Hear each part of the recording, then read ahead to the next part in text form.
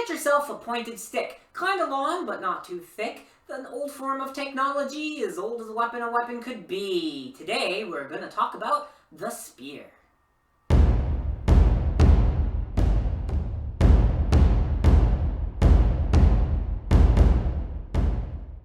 Oh hey friends, Lauren back with you, and today we're going to talk about spears. Not Brittany, not William, who's shaking, but the weapon, spears.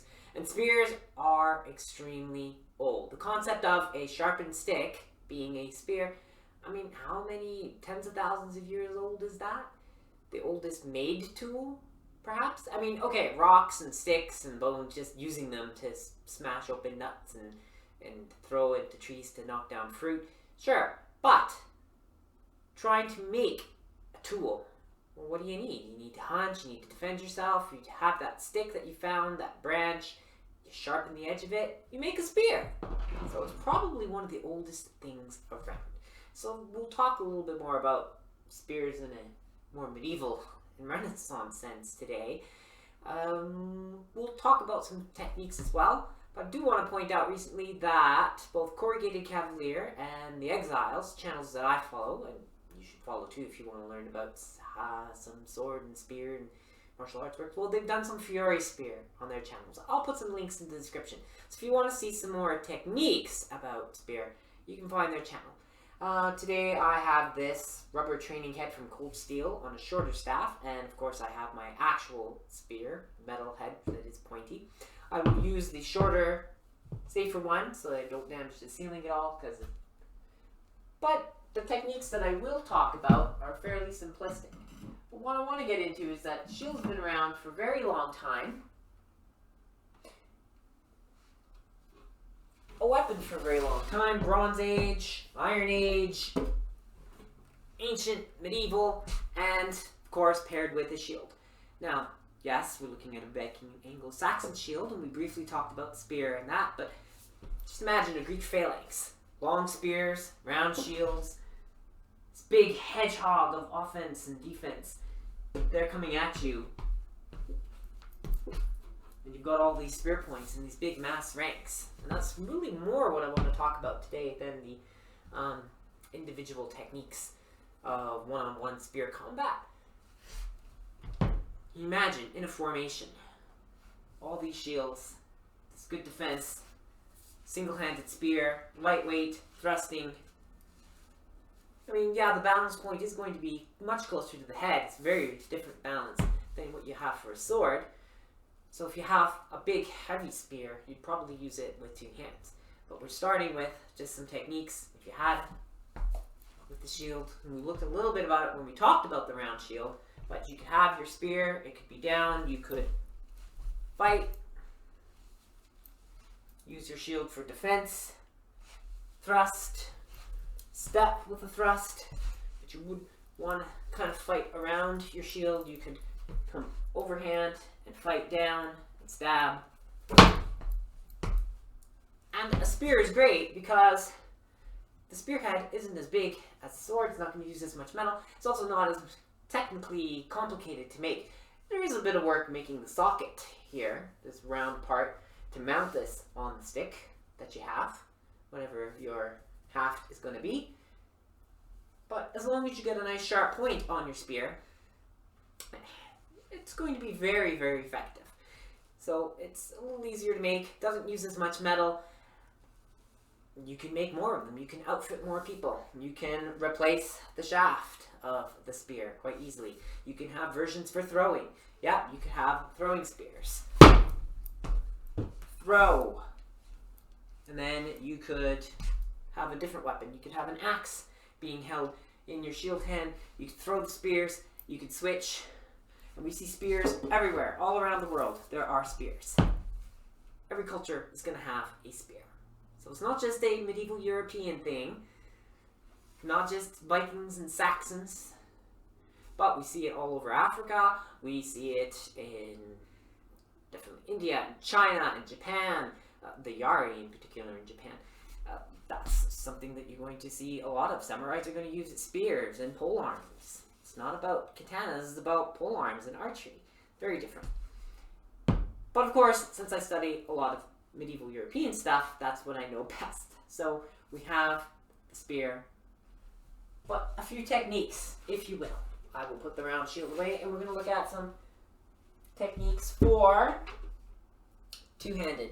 And if someone came to me and said, hey, if you could spend a couple hours and just teach some spear basics to get a bunch of people up, and then they would be a ranked group, and we would be 8, 10 people across, maybe a few deep, what would you teach them? I would probably teach them spear that is very similar to English staff. So I'm going to say left hand towards the butt, right hand further up, and I'm going to have them stand in the guard with the point mostly forward and a little bit up, defending. And if they're going to thrust, they're going to extend, they're going to use the entire body, and they're going to attack.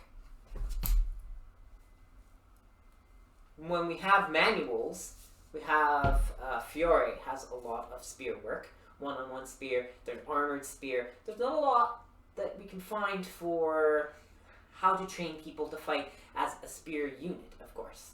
So when we're teaching them, you have to think some of the moves that we're looking at in Fiore, with crossed arms and side steps and moving around, they're fantastic. But if you had a rank of spearmen, of soldiers with spears, a lot of that may get you bumping into one another. So I would teach it simply if it were a quick thing, you just want to get some people coordinated in a short period of time. Probably what happened in the Middle Ages, you suddenly have to levy a bunch of troops. You don't have a lot of standing armies, so what do? You get your little bit of militia, you get a few of your guards, you start training just regular people. You have conscription, really. And you press people into your armies, you summon all these people up, and if they have spears, something easy, you could have the spearhead. It's pretty quick to mount onto a staff. And if you want to defend, you can defend low attacks quite easily. You can defend high attacks quite easily. You can beat other weapons out of the way and then come in with the thrust. I would always recommend covering, of course.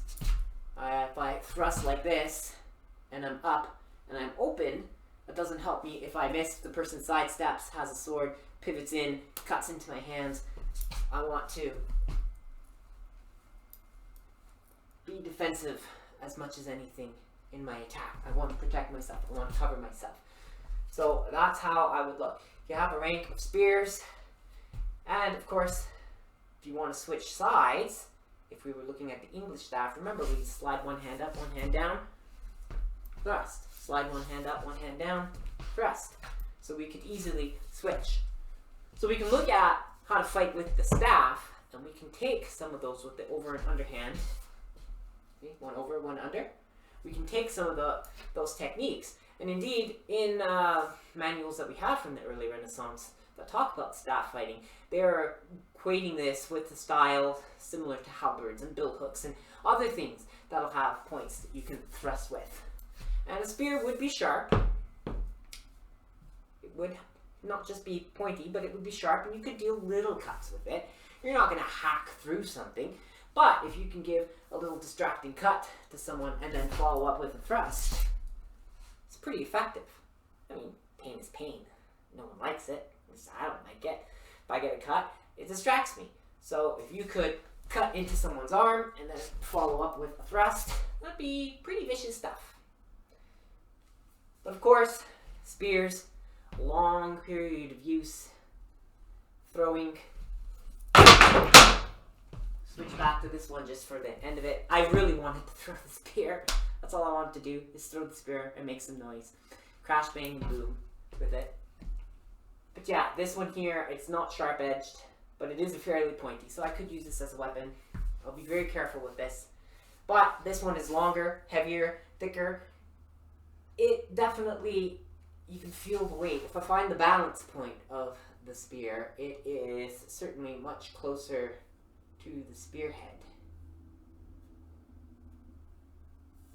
There we go. So now I'll bring it across. And you can see that it's definitely past halfway. So using this one-handed, it'd be very exhausting you probably want to put it under your arm.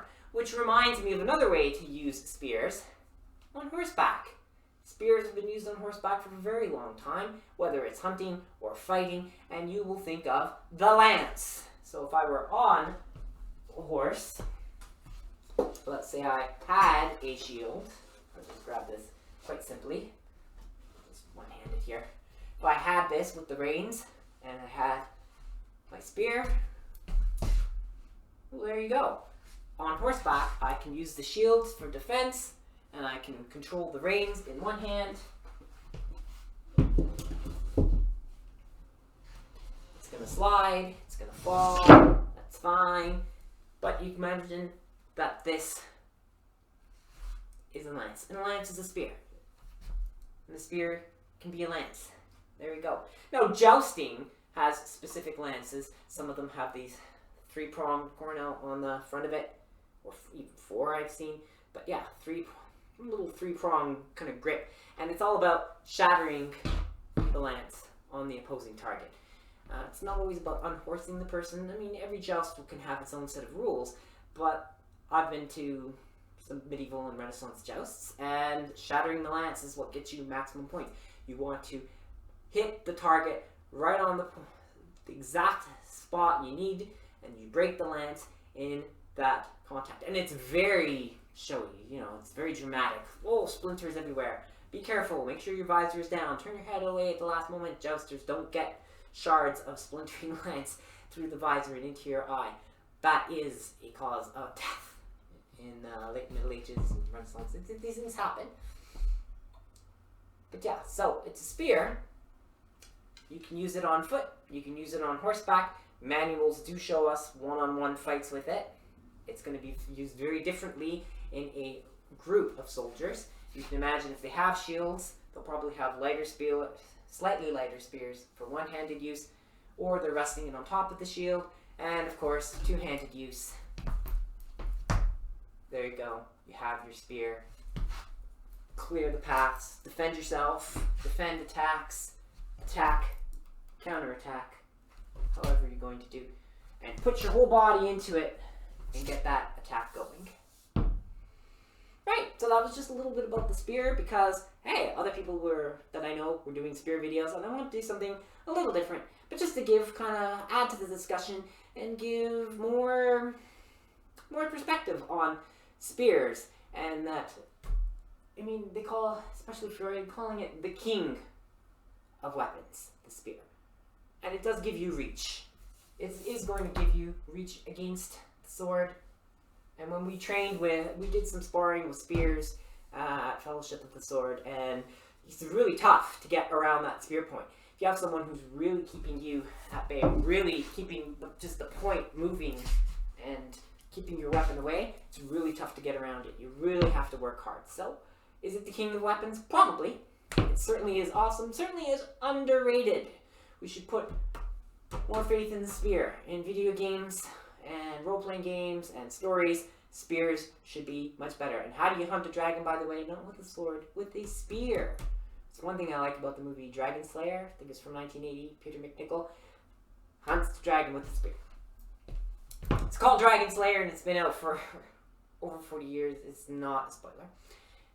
Anyway, thank you very much for watching the little video about the spear. Do remember to like, subscribe, comment if you want me to look at a particular topic, particularly medieval European martial arts, arms and armor, things like that. I'll be happy to go and dig into it and do some studying. And again, my thanks, and I hope that you're having a fantastic day, and I'll see you all next time.